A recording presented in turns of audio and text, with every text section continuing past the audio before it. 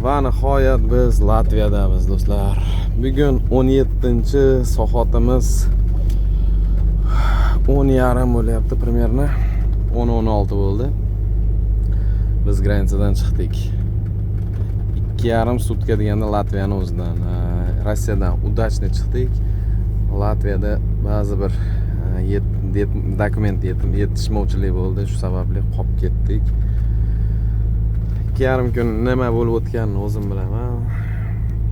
Xullas, holatim yaxshi bo'ldi chiqqanimdan keyin. Hozir birinchi stoyanka, dush, tualet, oshxona. Kirib, yeb, yotib, dam olib, ertaga xudo xolasa paromga qarab yuramiz.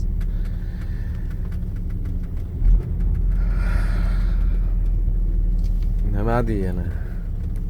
Shu hozircha yangiliklar.